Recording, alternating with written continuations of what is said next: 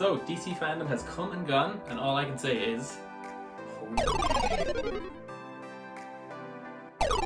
What is going on, everybody? Welcome to the Part-Time Watchers channel, where we talk about everything in the world of pop culture entertainment, movies, TV shows, video games, comic books, you name it, and we might just talk about it part-time. If that sounds like something you're interested in, consider hitting that subscribe button down below for more content just like this. But today, let's get started. We are talking about the top 10 announcements from this weekend's DC FanDome event. Coming in at number 10 for us was the Shazam panel, where we find out the title for the film, Shazam! Fury of the Gods. And that was really it. There wasn't really a whole pile more shared at the panel or a whole pile of news or announcements. But what the title does tell us is that we are probably going to find out more about the 6 gods that have bestowed their incredible powers on young Billy Batson. So I guess we have that to look forward to. Coming in at number 9, we have the Wonder Woman trailer.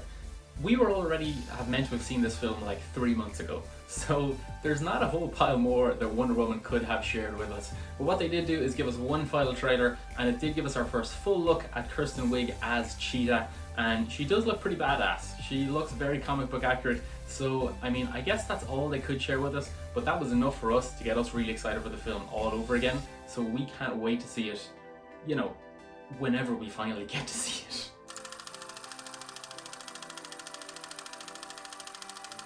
So at the end of season 2 of Titans, I told myself I wasn't going to watch season 3 because every season I think it's going to be great and then it's just kind of like meh.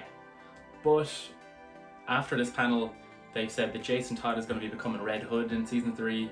We know Dick Grayson has turned into Nightwing, so he's going to be Nightwing in season 3. The whole team are moving to Gotham, so we're going to be getting Barbara Gordon, who used to be Batgirl, who is now going to be Commissioner Gordon. And we also have Dr. Crane, who we know is a Scarecrow, who's going to be helping the GCPD in like profiling criminals or something like that. But basically they're moving the whole thing to Gotham and they're going to have a lot more Batman references in it, so yeah, I mean, they've probably got me. I'm going to watch it again.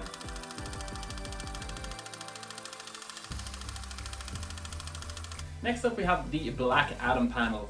And outside of The Rock basically telling you how great he's going to be in the movie and how much he's going to change the DCU when he shows up, we also got some cool new concept art which looks really, really awesome, and we can't wait to just see The Rock in the actual Black Adam suit. But we also got the announcement that the Justice Society are going to be showing up. So we know we're going to have Atom Smasher, but now it's been confirmed that we will have Hawkman, we will have Dr. Fate, and we will have Cyclone as well. The description of this movie though, it does sound pretty cool because by the sounds of it, he's basically going to be a Superman power level version of the Punisher, where he just doles out his own justice and just essentially kills people that are doing things that he assumes are wrong. So it seems cool that they're going to be that version of him versus like another version of the Justice Society that are trying to stop him, even though both of them are probably trying to stop the same people. I mean, whatever the situation is, this movie is still 2 years away, so we got a lot of waiting and a lot of time before we're going to start seeing any kind of trailer. But I think this was enough to keep us tied over until then.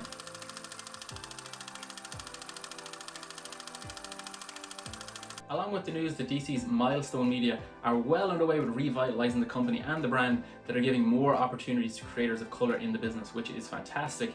We also got the very surprise announcement that Academy Award nominated filmmaker Reginald Hudlin is developing a Static Shock film for the big screen. Static Shock has been a fan favourite for a lot of people, in particular fans of the early 2000s animated series that has a huge following online. So the fact that this film just kind of came out of nowhere, no one had heard about it or no one even knew it was in development, it probably was one of the more major surprises of the day.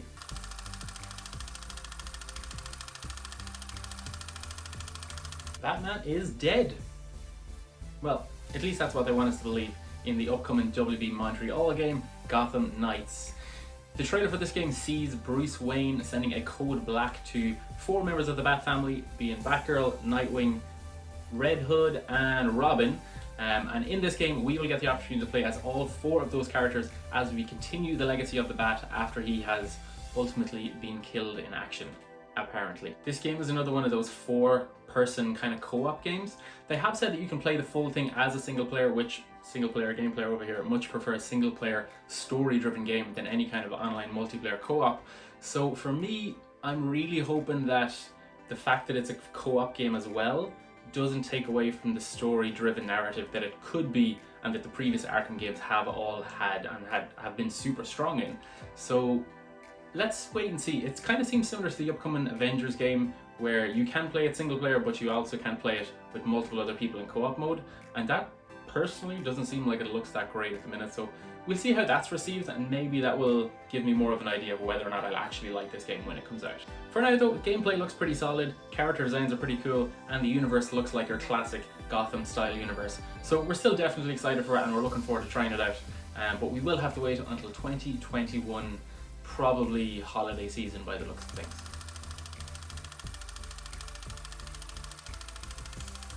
Hey, would you look at that? It's another 4-player co-op game.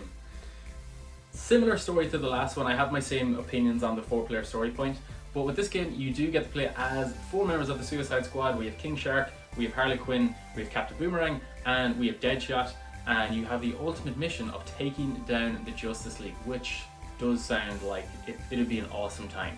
The developers have also said that this is a continuation of the Arkhamverse, and it does seem to be, they've moved the setting to Metropolis, so it's less of the dark and gritty Gotham and more of like the bright and sunny, almost like Sunset Overdrive type vibes when you're seeing the characters running in and out of shot. The one thing with this game though, 2022, seriously Rocksteady? What have you been doing? 2022? Alright, we got top 3 time, and probably the panel most people were anticipating the most was Zack Snyder's Justice League panel, and finally getting a trailer for his cut of Justice League.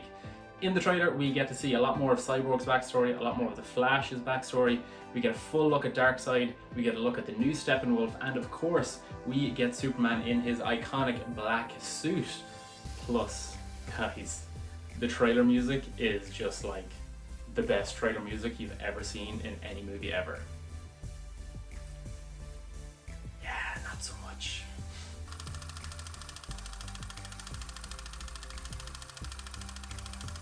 So coming in at number 2 for us is actually Matt Reeves talking about the upcoming Gotham PD series that he is doing for HBO Max.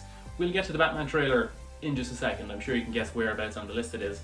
But before introducing the trailer for the Batman, Matt Reeves talked about the upcoming series that he is doing, and he talked about how this series is going to be looking at year 1 of the Batman, but from the perspective of dirty cops and from the perspective of corrupt politicians and corrupt crime bosses that are on the streets of Gotham when this new vigilante apparently starts appearing throughout the city. The idea of looking at Batman through the eyes of the criminals and through the eyes of corrupt cops, I feel like that's such a cool way to look at the Batman, and such a different way to look at him, because you're going to get to see it through their eyes rather than through the eyes of Batman trying to hunt them down, more so from them figuring out what the hell is going on. Plus, this series has just such an incredible team behind it, from Matt Reeves to writer Terrence Winter, who's coming on board to write it.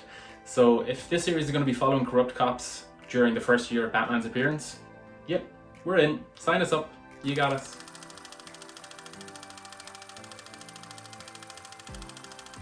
So at number 1, I mean, was it ever going to be anything else? It's the Batman trailer. The Batman trailer was released at the very end of DC FanDome last night, and it is amazing. This film looks so good. It's got a great 90s thriller vibe, almost like watching Seven or films like that back in the 90s. Robert Pattinson looks absolutely incredible as Batman in his year 2 setting. We also get to see Paul Dano's different take on the character of the Riddler, who seems to be murdering people throughout the city of Gotham and leaving these clues behind specifically for Batman and for Bruce Wayne to follow along on this kind of detective thriller story. We also get to see, a lot of people probably didn't notice it, but we get to see Colin Farrell as his Oswald Cobblepot, but he looks unrecognizable in the trailer, but still, he's there. Maybe 3 shots of him. And then what really brings this trailer together is the score, and the music in the background is just, it sets the tone and the vibe for what this film is going to be so well. So we really cannot wait for the Batman. Alright, and that brings us to the end of our list of the top 10 announcements and trailers that have come out of DC FanDome this weekend. We want to hear from you now. Let us know down below, what are your favorite announcements from the weekend? What are you most excited for? And what's something that maybe you were hoping was announced and wasn't? I mean, we didn't really get to hear anything about Batfleck, Michael Keaton, or Henry Cavill coming back as Superman. So let us know down below, what are your thoughts on DC FanDome, and do you think the event in general was a success? And for more content like this, make sure and hit that subscribe button down below. And if you're interested in longer forms of content, we have our weekly podcast that we do every Sunday. And this weekend we are talking about DC FanDome and everything about it. So make sure and check out that video down below and subscribe to us anywhere you get your podcasts at Part Time Watchers.